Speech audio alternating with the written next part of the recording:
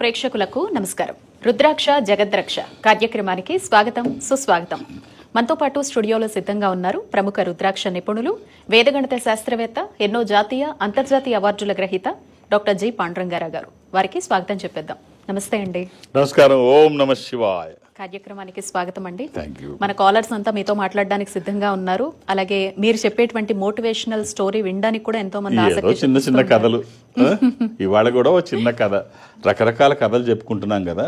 ఇవాళ కొంచెం ఇంకా వెనక్కి వెళ్ళి పిల్లలు ఎంజాయ్ చేసే కథ, విఠలాచారి కథలు అనేది ఒక కథ చెప్పుకుందాం. అంటే దెయ్యాల కథ సరదాగా ఉంటుంది కదా, అది చెప్పుకుందాం. అప్పుడప్పుడు చెప్పే కథలు లేకుండా అప్పుడప్పుడు ఇలాంటివి చెప్పుకుందాం, ఎప్పుడు చెప్పే కథలు లాంటివి కాకుండా. ఓ రాజుగారి ఆస్థానంలోకి ఒక వృద్ధ బ్రాహ్మణుడు ఎప్పుడూ వచ్చి రాజుగారిని ఆశీర్వదించి సభలో వెళ్ళిపోతున్నాడు. ఎవరి ముసలైన పెద్ద అయినా రోజు వస్తాడు, ఏమడగడు, వచ్చేసి మనల్ని దీవించి ఆశీర్వదించి వెళ్ళిపోతాడు, ఆశీర్వదించి వెళ్ళిపోతాడు, ఏమడగడు ఇంతకాలం నుంచి అని చెప్పి ఒకరోజు రాగానే అడుగుతాడు, ఏమండి ఏమైంది, మీరెవరు, అసలు ఎందుకు వస్తున్నారు, రోజు వచ్చి ఏమడగకుండా ఆశీర్వదించి వెళ్ళిపోతారు అంటే, మహారాజా ఏదో పేద బ్రాహ్మణ్ణి, మీ దగ్గర చెప్పలేను, నాకు తెలిసింది ఆశీర్వచనమే, ఆశీర్వదించి వెళితే ఏ రోజైనా మీరు ఆదరణ చూపిస్తారు అని చెప్పేసి ఆశతో ఉన్నాను. అంటే ఏం కావాలి అని అడుగుతాడు. ఏదో భూమి ఎంతో కొంత, అంటే ప్రతి వాళ్ళకి భూమి భూమి అక్కడ వల్లకాడులో భూమి నేను ఎక్కడి నుంచి తీసుకొస్తాను అంటే, మహారాజా ఆ వల్లకాడులో భూమి దానం చేయండి అంటాడు. ఏముంది నాకు ఎక్కడైతే ఏం మహారాజా, ఆ వల్లకాడే ఇప్పించండి అంటే, ఊరికి దూరంగా శ్మశానం దగ్గర ఉత్తరం దిక్కుకు పో, అక్కడ ఉంటుంది వల్లకాడు, అక్కడ తీసుకో అంటాడు. సరే అక్కడికి వెళ్ళిన తర్వాత ఆ వల్లకాడు అక్కడ కనిపిస్తూ ఉంటుంది శ్మశాన వాటికి దగ్గర అది చదువు చేసుకొని ఇక్కడ పంటలు పండించుకుందాం అనుకొని ఏమీ లేనివాడు కదా, ఏదో రకంగా బతుకుదామని అక్కడికి వెళ్ళి వాటిని ఆ తుప్పలు అవన్నీ పొదలు అన్నీ తీసి బాగు చేస్తూ ఉంటాడు. పెద్ద ఆయన బాగు చేసుకుంటుంటే అక్కడ తుమ్మ చెట్టు ఉంటుంది. సరే మరి శ్మశానాల్లో తుమ్మ చెట్లే ఉంటాయి కదా, దెయ్యాలకు నిలయం. సరే ఇంటి దగ్గర నుంచి గొడ్డలు తీసుకొచ్చి ఆ చెట్టు కొట్టే ప్రయత్నం చేస్తున్నాడు. కొడుతుంటే పైనుంచి దెయ్యాల్లో చూసి ఒక దెయ్యం వచ్చి, వీడెవడు చెట్టు కొడుతున్నాడు, అసలు భయం లేకుండా పైన మనం ఉన్నాము, ఎవరన్నా మనం ఉంటామేమో అని భయపడతారు, అసలు ఏమీ లేకుండా వచ్చి చెట్టు కొడుతున్నాడు అని చెప్పి, ఓ ఎవరవయ్యా నువ్వు అని అడిగితే, నువ్వెవరు అని అడుగుతాడు. వీడికి అసలు భయం లేదు, మనతో మాట్లాడుతున్నాడు దెయ్యాలతో అని చెప్పేసి, ఏం కావాలి నీకంటే, రాజుగారు స్థలం ఇచ్చారు వ్యవసాయం చేసుకోవడానికి, చెట్టు అడ్డం ఉంటే కొడుతున్నాను అంటే, ఏం చేస్తావు వ్యవసాయం అంటే, కూరగాయలు పండించుకుంటాను. పోనీ ఎలాగ భయపడట్లేదు కదా అని ఆయన నిర్ణయానికి వస్తాయి. పోనీ ఒక పని చేయి, చెట్టు కొట్టేస్తే మాకు ఇది పోతుంది, మేము ఇక్కడ నివాసం ఉంటున్నాం, మాకు ఇది పోతుంది, కాబట్టి నీకు కావాల్సింది కూరగాయలే కదా, రోజు మేమే ఇస్తాం, నువ్వు ఇంటికి తీసుకెళ్ళిపో, ఎక్కడి నుంచో తెచ్చి మేము ఇస్తుంటాంలే, నువ్వు ఇక్కడే పండించాలని రూల్ ఏముంది, ఫ్రెష్గా తీసుకొచ్చి ఇస్తాం, నువ్వు వెళ్ళిపో అంటే, ఇదేదో బాగుంది, కష్టపడకుండా పండించకుండా ఇస్తానంటున్నారు అని చెప్పేసి ఆ దెయ్యాలు వాగ్దానం చేసి ఇంటికి వెళ్ళిపోతాయి. ఇంటికి వెళ్ళిన తర్వాత మళ్ళీ రోజు అలా తీసుకొచ్చి ఇస్తుంటే, ఈ దెయ్యాల ఇంటికి ఒక చుట్టపు దెయ్యం వస్తుంది, పెద్ద ఆమె.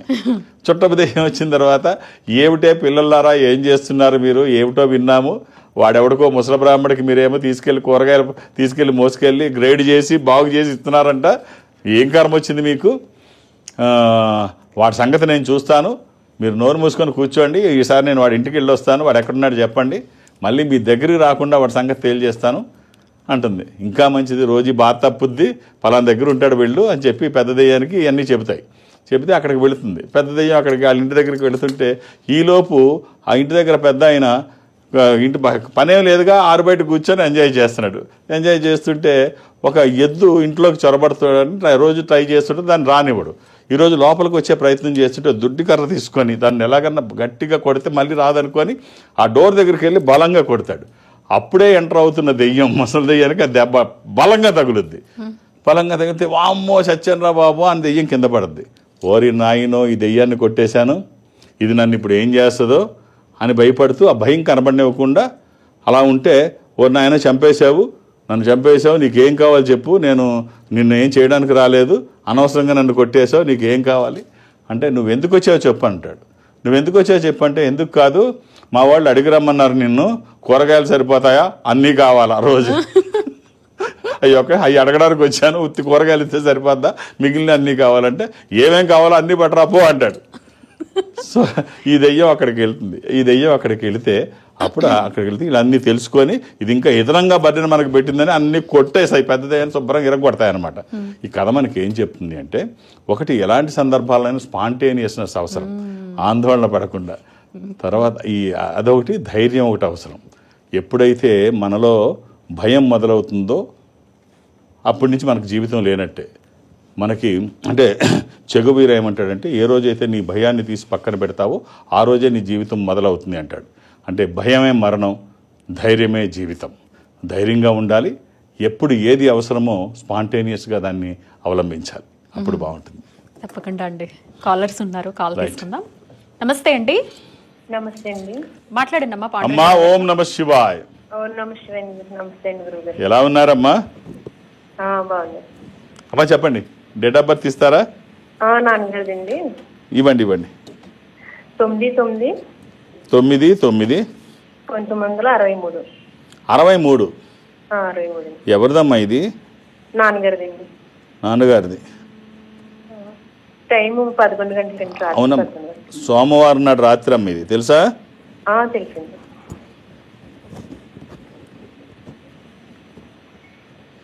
అలాగే ఇది సప్తమి కృష్ణపక్షము, బహుళ సప్తమి. ఇది మిథున రాశి. ఎంతమంది పిల్లలమ్మా మీరు? స్వామివారి జన్మ నక్షత్రం ఆరుద్ర. మీరిద్దరు అమ్మాయిలమ్మా. ఈ స్వామివారి జన్మ నక్షత్రం ఆరుద్ర. ఇది మిథున రాశి, సోమవారం. మకర రాశి శ్రవణ నక్షత్రము, వెంకటేశ్వర స్వామి జన్మ నక్షత్రము. అంతా ఈశ్వరాంశమ్మ. చాలా బ్రహ్మాండంగా ఉంది నాన్నగారి జాతకం. ఓ చిన్న కాంబినేషన్ వరకు ఉపయోగపడేది చెప్తాను. Health and wealth. ఒక ఏజ్ వచ్చిన తర్వాత హెల్తే ప్రధానం కదా. ఓ మంచి కాంబినేషన్ చెప్తాను, హెల్త్ అండ్ వెల్త్. అంటే అఫ్కోర్స్ పెద్ద ఏజ్ వచ్చిందని ఏం చెప్పక్కర్లేదు, కానీ వాళ్ళది మామూలే, మిడిల్ ఏజ్ కింద లెక్కేసుకోవాలి. ఒక 11 ముఖాలు, 7 ముఖాలు ఏకముఖి, ఏకాదశముఖి, 11 ముఖాలు, ఏకాదశ రుద్రస్వరూపము. ఇది హనుమాన్ స్వరూపము కూడా. ఆధ్యాత్మికంగా మంచిది, ఆరోగ్యపరంగా మంచిది, భయాందోళనకు అవకాశం లేనటువంటిది. ఇక 7 ముఖాలు లక్ష్మీ స్వరూపము, శని దోషములకి మంచిది. ఏకముఖి రుద్రస్వరూపము, అపమృత్యు బాధలు లేకుండా. ఈ 3 కలిపి చిన్న రుద్రాక్ష మాలలో కానీ, చైన్లో కానీ, తాడులో కానీ మీకు ఎలా వీలైతే అలా ధరించండి. ఆహార నియమాలు ఏమీ లేవు. ఇవి 3 కుదరకపోతే ఏదైనా ఒక్కటి, 3 కుదిరితే మాత్రం చాలా బాగుంటుంది. ఆల్ ది బెస్ట్ అండి. Next caller. నమస్తే అండి. అమ్మా నమస్తే. నా మాట వినిపిస్తోందమ్మా? వినిపిస్తుంది మేడం. చెప్పండి, మాట్లాడండి అమ్మా. పాండురంగ గారు. అమ్మా ఓం నమ శివాయ. గురించి అడుగుదామని ఫోన్ చేసిన. ఓం నమ శివాయ. బాబు బర్త్డే. అమ్మా మీరు వాల్యూమ్, టీవీ వాల్యూమ్ తగ్గించి ఫోన్ లో మాట్లాడితే బాగుంటుంది. 29th 12th 2006. ఎవరిదమ్మా ఇది? మా బాబు సార్. ఎంతమంది పిల్లలు మీకు? 2.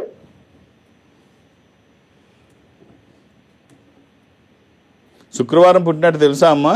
అవును సార్. ఈ అబ్బాయి ఎన్నో అబ్బాయి? పెద్ద అబ్బాయా చిన్న అబ్బాయా? పెద్ద అబ్బాయి. పెద్ద అబ్బాయి. అలాగే ఇది పంచమి కృష్ణపక్ష చతుర్థి. ఇది సంకటహర చతుర్థి. ఆ రోజు బహుళ చవితి. అమ్మా ఇది కర్కాటక రాశి చూస్తున్నారా, సింహరాశి చూస్తున్నారా? ఇది సింహరాశి, మఖా నక్షత్రం. సింహరాశి, మఖా నక్షత్రం. బాగుందమ్మా. ఏం చేస్తున్నాడు అబ్బాయి? బాబు ఎంబీబీఎస్ ఫస్ట్ ఇయర్. రైట్ అమ్మా, బాగుంది. జాతకం కూడా బాగుంది. బాబు ఎడ్యుకేషన్ ఎలా ఉంటది అని? బాగుంటుంది. మీ ఆశీర్వచనము, వాళ్ళ ప్రయత్నము, ఈశ్వరానుగ్రహము. అసలు ఎలా ఉంటుందన్న క్వశ్చనే బాగోదు అసలు. ఎప్పుడు కూడా మనం ఈరోజు బాగున్నాం, రేపు ఇంకా బాగుంటాం.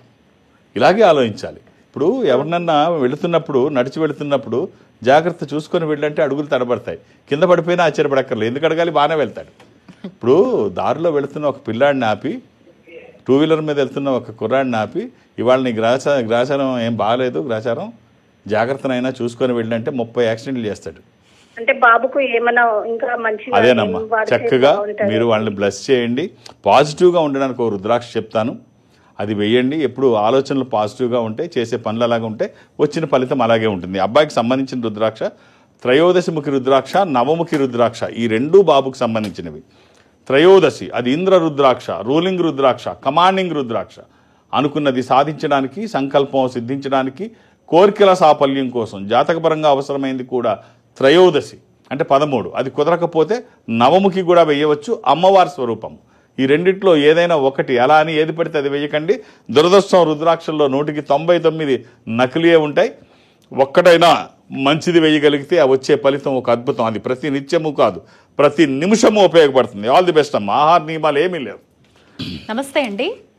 నమస్తే అండి. అమ్మా మాట్లాడండి అమ్మా పాండురంగారావు గారితో. అమ్మా ఓం నమ శివాయ. ఓం నమ శివాయ. ఏమిటమ్మా? మా బాబు గురించి అండి. డేట్ ఆఫ్ బర్త్ ఇవ్వండి. ఏమిటమ్మా అంత నీరసంగా? అబ్బాయి గురించి అడిగితే ఎంత ఉత్సాహంగా ఉండాలి, నా కొడుకు గురించి అని చెప్పాలి. ఏమిటమ్మా? బాబుకి ఏదైనా కలిసి వస్తుంది. ఏం డబ్బులు చేతిలో డబ్బులు కనపడతలేదండి. పని చేస్తున్నాడు కదండి. ఏం పని చేస్తాడమ్మా బాబు? ఏం పని చేస్తాడమ్మా బాబు? బిల్డింగ్ లో పని చేస్తాడండి. అంటే డబ్బులు తనకు వస్తున్నాయి, మీకు కనిపించట్లేదేమో. కాదండి. లేకపోతే కనిపించకుండా ఎక్కడ పోతాయమ్మా వాళ్ళు ఇచ్చిన డబ్బులు? మీకు చూపించట్లేదేమో. కోపంగా ఉందండి. అసలు ఈవిలో కోపంగా ఉంటాడండి. కోపంగా. కోపంగా వివాహం కూడా అయిందమ్మా? ఉంటాడండి బాబు. వివాహం అయిందా? అయిందండి. ఏం చదువుకున్నాడు? పిల్లలు ఎంతమంది? ఏం చదువుకున్నాడు? పిల్లలు ఎంతమంది? ఇంకా 8 నెలలు అయింది మ్యారేజ్ అయ్యండి. ఇప్పుడు ప్రెగ్నెంట్ అండి. ఓ నైస్. ఏం చదువుకున్నాడమ్మా? 9 చదివాడండి. రైట్. ఒక్క రుద్రాక్ష చెప్తాను, వీలైతే వేసి చూడండి. ఇది ఒక్క రుద్రాక్ష. అష్టముకి గణపతి స్వరూపము, విఘ్నాలు లేకుండా ముందుకు వెళ్ళడానికి, నిర్విఘ్నంగా అన్ని పనులు చేసుకోవడానికి, కెరీర్ కోసము ఈ ఒక్క రుద్రాక్ష అభిషేకించిన తర్వాత శరీరానికి తాకే విధంగా వేసి చూడండి. ఎమోషన్స్ కంట్రోల్ అవుతాయి, అంటే భావోద్వేగాలు అదుపులో ఉంటాయి. అస్తవ్యస్తంగా ఉన్న వైబ్రేషన్స్ అన్నీ క్రమబద్ధీకరించబడతాయి. అంటే మనకి కొరియన్ ఫోటోగ్రఫీ అని ఒకటి ఉంటుంది. ఆ ఫోటో 1958వ సంవత్సరంలో రష్యాలో పుట్టిన కొరియన్ అనేటువంటి వ్యక్తి కనుక్కున్న ఫోటోగ్రఫీ కొరియన్ ఫోటోగ్రఫీ. మనకి అది హైదరాబాద్లో ఉంది, బెంగళూరులో ఉంది, అన్ని చోట్ల ఉంది. ఈ ఫోటోగ్రఫీలో మనం ఏం చూడగలుగుతాము అంటే ఇంతకుముందు మనిషి ఆరాని ఫోటో తీసే ఫోటోస్ ఉన్నాయి. అంటే ఫోటో తీస్తే ఆరా కనిపిస్తుంది. అలాగే ఇది తీస్తే ఏం కనిపిస్తుంది అంటే షట్చక్రాలు కనిపిస్తాయి. మనిషిలో ఉన్న చక్రాల్ని కింద నుంచి, అంటే మూలాధార చక్రం దగ్గర నుంచి సహస్రార చక్రం వరకు ఈ చక్రాలన్నీ ఒక ఫోటో తీస్తే ఏముంటుందంటే, మీరు నెట్లో చూస్తే ఆ ఫొటోస్ కనిపిస్తాయి. ఆ ఫొటోస్ ఎలా ఉంటాయంటే ఒక ఆర్డర్లో ఉండవు, కొంచెం అటు ఇట్లో ఉంటాయి. రుద్రాక్షలు వేసి ఒక్క 15 నిమిషాలు పోయిన తర్వాత ఈ ఫోటో తీస్తే అన్నీ ఒక స్కేల్తో గీసినట్టు చక్రాలు కనిపిస్తాయి. ఒక జస్ట్ 15 నిమిషాలు రుద్రాక్ష వేసిన తర్వాత. అంటే మన శరీరంలో అస్తవ్యస్తంగా ఉన్న వైబ్రేషన్స్ అన్నింటినీ క్రమబద్ధీకరించబడతాయి. అందుకనే ఎమోషన్స్ అన్నీ కంట్రోల్లో ఉంటాయి. అందుకనే రుద్రాక్షమాలతో జపం చేస్తే దాని మీద షార్ప్గా ఉంటుంది ఉపరితలం, ముళ్ళులా ఉంటాయి కదా. ఈ ఫింగర్ టిప్స్ మీద ఒత్తిడి కలగజేస్తే వాళ్ళు ఆక్యుప్రెషర్ అంటారు చైనా వాళ్ళు, మనం జపం అంటాం శ్వాస మీద ధ్యాస. శ్వాస మీద ధ్యాస పెడితే కాన్సన్ట్రేషన్, అది బీపీని కంట్రోల్లో, బీపీ అదుపులో ఉంటే 100 రోగాలు అదుపులో ఉంటాయి. కాబట్టి రుద్రాక్ష ఒకటి వేయండి అమ్మా, అన్నీ అదుపులో ఉంటాయి. అది ఒక పాజిటివ్గా కూడా ఉంటుంది, చేసే పనిలో సక్సెస్ రేట్ ఎక్కువ ఉంటుంది, నెగిటివ్ ఫోర్సెస్ రాకుండా ఉంటాయి. ఎందుకంటే స్వయం ఈశ్వర స్వరూపం రుద్రాక్ష. ఈశ్వరుడే రుద్రాక్ష రూపంలో గుండెల మీద నడయాడుతూ ఉంటే వ్యతిరేక శక్తులు దరిదాపులకి రావు, విజయాలు ఎప్పుడు మన పక్కనే ఉంటాయి. All the best. Next call తీసుకుందాం. నమస్తే అండి. హలో, నమస్తే అండి. అమ్మా మీ పేరు? నా పేరు కామాక్షి అండి. కామాక్షి గారు మాట్లాడండి అమ్మా. అమ్మా ఓం నమ శివాయ. ఓం నమ శివాయ స్వామి. ఏమిటమ్మా? ఓం నమ శివాయ. శివాయ నమః. అమ్మ చెప్పండి. మా అబ్బాయిది అండి 2021 జనవరి 25వ తేదీ. 2021 జనవరి 25వ తేదీ. ఎంతమంది పిల్లలమ్మా మీకు? 2 అండి. సో పిల్లలకి జాతకాలు వర్తించవు. అంటే 12 సంవత్సరాల వరకు బాలారిష్టాలు ఉంటాయి. 12 సంవత్సరాలు పూర్తయి 2 ఏళ్ళు గడిస్తే, అంటే 14 ఇయర్స్ కంప్లీట్, 14 ఏళ్ళు అయితే 12 నుంచి 2 సంవత్సరాలు, 14 ఇయర్స్ కంప్లీట్ అయితేనే జాతకం వర్తిస్తుంది. వర్తించని జాతకము చూడాల్సిన అవసరం లేదు. మీరు అడిగితే చాలామంది చూసేస్తారు, ఇదే పని మీద ఉంటారు. పిల్లల్ని టార్గెట్ చేసేవాళ్ళు జాగ్రత్త, జాతకం పిల్లలకి అది వర్తించదు, వాళ్ళు దేవుడితో సమానం. వాళ్ళకి ఇప్పుడు ఏం కావాలి? హెల్త్ అండ్ ఎడ్యుకేషన్ పిల్లలకి. అది ఒకటి చూడండి. ఎలా ఉందని ఇప్పుడప్పుడే ఎవరిని అడగండి. నా బోటి వాళ్ళని అడిగితే ఏం చేస్తారంటే, మీరు అడిగితే చెప్పాలి కదా సమాధానం. బతకాలని బోర్డు పెట్టుకొని కూర్చుంటాం, మీరు వచ్చి అడిగితే ఏమీ లేదు కుదరదంటే బాగోదు, ఏదో ఒకటి చెప్పాలి. ఆ చెప్పడంలో వాడకూడని పదాలు వాడేస్తుంటారు, తల్లిదండ్రులు వాటిలోంచి బయటికి రాలేరు. కాబట్టి ఎవరన్నా పాజిటివ్గా మాట్లాడితే మంచి చెబితే వినండి, చెడు చెబితే పక్కన పెట్టేయండి. మీ అబ్బాయికి ఒక రుద్రాక్ష చెప్తాను, అవకాశం ఉంటే ధరింపజేయండి. త్రిముఖి అగ్నిస్వరూపము. ఇది 3 రాళ్లు పేర్చినట్లుగా హోమగుండం ఎలా ఉంటుందో అలా ఉంటుంది. ఇది హిమాలయ పర్వత శ్రేణులకు చెందింది అయితే బాగుంటుంది. ఇది ముదురు తేనె రంగులో ఉంటుంది, అంటే చింతపిక్క రంగులో ఉంటుంది. ఈ రుద్రాక్షని అభిషేకించిన తర్వాత వెయ్యండి. బాలరిష్ట నివారణ కోసము, అనారోగ్యాన్ని దూరం చేయడానికి ఈ రుద్రాక్ష పిల్లలకి, అంటే వాతావరణంలో జరిగే చిన్న మార్పు అయినా వాళ్ళకి ఎఫెక్ట్ అవుతూ ఉంటుంది. చాలా సున్నితంగా ఉంటారు కాబట్టి ఇది ఒక్కటి వేయండి, చాలా బాగుంటుంది. ఆల్ ది బెస్ట్ అండి. తప్పకుండా. జీవితంలో మనం ఏం చేయాలన్నా ఒక ప్రణాళికాబద్ధంగా వెళ్ళాలి, ప్లానింగ్ కంపల్సరీ అంటారు, లేకపోతే ప్రమాదం అంటారు. నిజం అండి? ఎందుకు ప్లానింగ్తోనే ముందుకు వెళ్ళాలి? ఇప్పుడు ఎంత వస్తుందో ఎంత రావట్లేదో, అవుట్ గోయింగ్ ఎంత ఇన్కమింగ్ ఎంత తెలియకపోతే ఫస్ట్ ఇప్పుడు ఇవాళ జీతాలు రాగానే 2వ రోజుకి జీతం ఏం మిగలదు. మళ్ళీ ఇక్కడ 2వ తారీఖు నుంచి మళ్ళీ నెల వచ్చే వరకు జీతం ఎప్పుడు వస్తుందా అని లెక్క పెట్టుకోవడం. సో ఇది కరెక్ట్ కాదు. కొన్ని ప్రైవేట్ సంస్థలు అయితే ఎప్పుడు ఇస్తారో కూడా తెలియదు, మనం లెక్క పెట్టుకుంటాం, వాళ్ళ డేట్కి ఇవ్వరు, కమిట్మెంట్స్ ఉంటాయి. ప్లానింగ్ లేకపోతే చాలా కష్టం. అందులో ఇవాళ ఇప్పుడున్న పరిస్థితుల్లో 1-2 ఇన్కమ్ కాదు, 2-3 ఇన్కమ్ సోర్సెస్ ఉండాలి. Active income, passive income. డైరెక్ట్గా వచ్చే మనం కష్టపడితే ఇన్కమ్, మనం కష్టపడకుండా మనకు వచ్చే ఇన్కమ్ జనరేట్ చేసేటువంటి ప్రక్రియ, లేకపోతే మనకున్న సమయాన్ని డబ్బుగా మర్చుకునేటువంటి ప్రక్రియ. ఏదో ఒకటి చేయాలి. ప్లానింగ్ లేకపోతే చాలా కష్టం. దేనికైనా ప్లానింగ్ ఉండాలి. ఇప్పుడు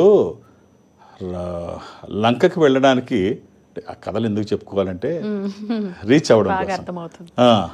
లంకకి వెళ్ళే సామర్థ్యం ఎవరెవరికి ఉంది అంటే తిను చెప్తాడు. అంగదుడు అంటాడు, నేను వెళ్ళి రాగలను కానీ, వెళ్తాను కానీ వస్తానో రానో చెప్పలేను. అప్పుడు జాంబవంతుడు అడుగుతాడు, అదేమిటి నాయన, పెద్దవాడు కదా, అదేమిటి నాయన వెళ్ళగలవు రావడం చెప్పలేనంటావు ఏంటి, యువకుడివి, నువ్వు హనుమంతుల వారికి ఇబ్బంది ఏం లేదు, హనుమంతుడికి నీకు, అందులో నువ్వు ఇంకా యువకుడివి, నీకు వచ్చిన కష్టం ఏమిటి అని అడిగితే, లేదు నేను రావణ కుమారుడు అక్షయ్ కుమారుడు నాతో పాటు చదువుకున్నాడు, అక్షయ్ కుమారుడు నేను ఒక గురువు దగ్గర చదువుకున్నప్పుడు, అంటే ఈ కోతి చేష్టలు ఉంటాయి కదా, అక్షయ్ కుమారుడిని మాటకి కొట్టేవాడిని, ఒకసారి ఆ కొట్టుడు చాలా గట్టిగా కొట్టాను, లాగి గోపు మీద కొడితే అటు శ్రోత పడిపోతే అప్పుడు గురువుకు కోపం వచ్చింది. మా గురువు కోపం వచ్చి, అరే నువ్వు ఇంకొకసారి అక్షయ్ కుమారుడి మీద చెయ్యి ఎత్తావంటే చస్తావని శాపం ఇస్తాడు. ఆ దెబ్బతో నేను వాడిని ముట్టుకోవడం మానేశాను.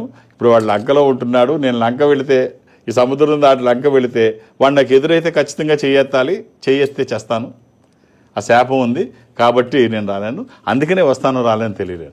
అందుకనే ఏం చేస్తారంటే ఇప్పుడు రావణుడు కూడా ఈ విషయం తెలిసి ద్వారం దగ్గర అక్షయ్ కుమారుడినే కాపలా పెడతాడు. వాలి కొడుకు వస్తే వాడే రావాలి, అంగదుడే రావాలి, రాగానే నా కొడుకు ఇక్కడ శాపం ఉంది వాడికి చేస్తాడు, ఫస్టే దెబ్బ తగులుతుంది రాముడికి అనుకుంటాడు. అనుకుంటే వీళ్ళకి భిన్నంగా ఎవరు వెళ్తారు, హనుమంతుల వారు వెళ్తాడు. వెళ్ళి ఏం చేస్తాడు, మొట్టమొదటి వెళ్ళంగానే అక్షయ్ కుమారుని చంపేస్తాడు. లేకపోతే ఏమవుద్ది, తిని వెళ్తాడు, చనిపోతాడు తన చేతిలో. హనుమంతుడు వెళ్ళిన తర్వాత తను నిరభ్యంతరంగా వెళ్ళొచ్చు, అక్కడ అక్షయ్ కుమారుడు ఉండడు, తిని ముందెళ్తే మొత్తం తారుమారు అయ్యేది. అందుకనే ఏది ముందు జరగాలి, ఏది తర్వాత జరగాలి. ముందు అక్షయ్ కుమారుడు ముందు అంగదుడు వెళ్ళుంటే ప్రమాదం.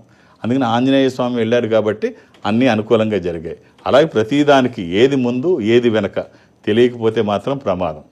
ఖచ్చితంగా ప్లానింగ్ అవసరం ప్రతి వాళ్ళకి. అంటే ఫినాన్షియల్ ప్లానింగు, గృహస్థు ధర్మము, వ్యవహార శైలి కలిగి ఉండడము, అలాగే లౌకికం కలిగి, అంటే ఎంత నాలెడ్జ్ ఉన్నా ఆవగింజంత లౌక్యం కూడా ఉండాలి. ఈ జీవితానికి కావాల్సినవి ఇవే. తప్పకుండా అండి. చాలా చాలా చక్కని విశేషాలు అందించారు, ప్రేక్షకుల సందేహాలు నివృత్తి చేశారు. ధన్యవాదాలు పాండు. ఓం నమః శివాయ. ఇది వాటి రుద్రాక్ష జగద్రక్ష కార్యక్రమం. చూస్తూనే ఉండండి హిందూ ధర్మం.